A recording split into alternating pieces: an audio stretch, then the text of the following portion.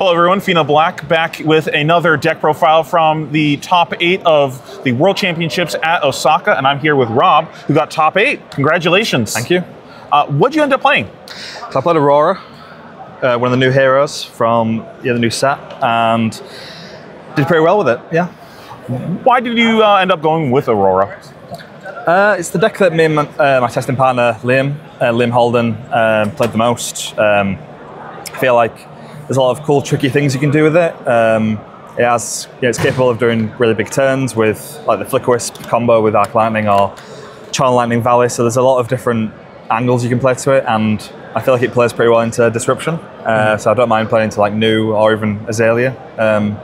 So yeah. Were there any other like decks in the meta that were kind of a consideration that kind of pushed you into playing this hero?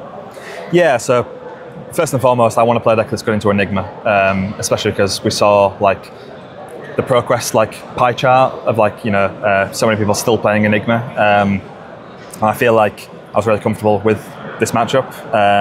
Obviously not into the Count Your Blessings versions, but yeah, into what I deemed to be the most popular deck. Yeah. What do you think about Count Your Blessings against this? Like, was that like, how much of a concern was it running into that?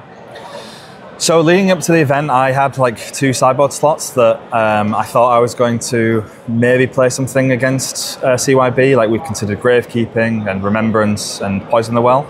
I think that Remembrance is the best card, the best option, but the problem is it's not so great in the Swiss because you only have 50 minutes to actually finish the game. And Remembrance sort of needs like the whole clock, like every little second to really enact that. So I think you probably have to play Poison the Well, but we ended up playing a Raise Face because we thought it might be useful into Dio, which is a matchup that we thought we were a little bit behind in.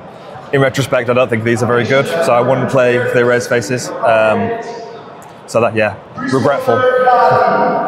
What was your plan into that if you ran into it? If you were just hoping to avoid it, or? So I knew in the last batch of CC, I played against Michael Hamilton, and I knew he was playing Count Your Blessings New, so I had to do my best with what I've got available to me. So like, I played a lot of cards. I think I played everything but the Warmongers.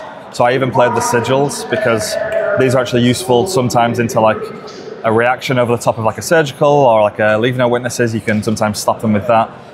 It's not very good though. It's not a very good plan, but it's all plan. It's a plan, yeah. So into like the random people who I don't know if they're playing Count Your Blessings or not, I just have to, with the way that we design the deck, we just have to assume that they're not doing it and just try and be the best 60 card that we can be.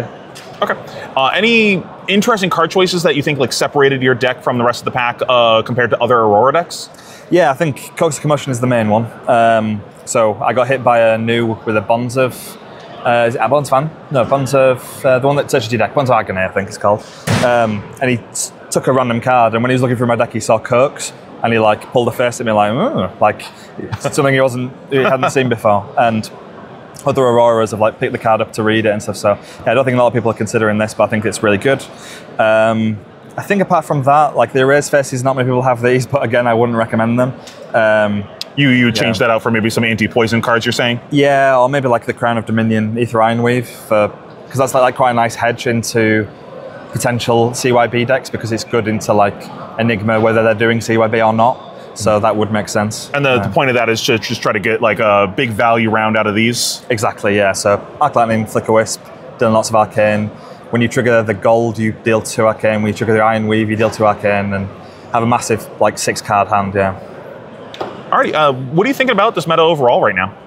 I think it's one of the best meta games that we've had. Like thinking back to when I think the Stavo Prism Chain meta game was pretty good. And that's a soft spot in my heart. Yeah, and Leal as well. Leal was good for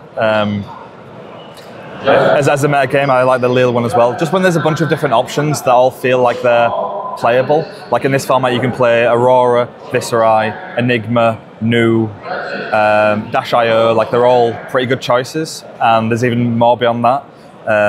So I think this format's good. I much prefer it to some of the previous ones that we've had. Yeah. Alrighty, I think that pretty much covers everything. Thank you so much for watching, everyone. Stay tuned for some more top 8 deck profiles from the World Championships. My name's Pheno, signing off.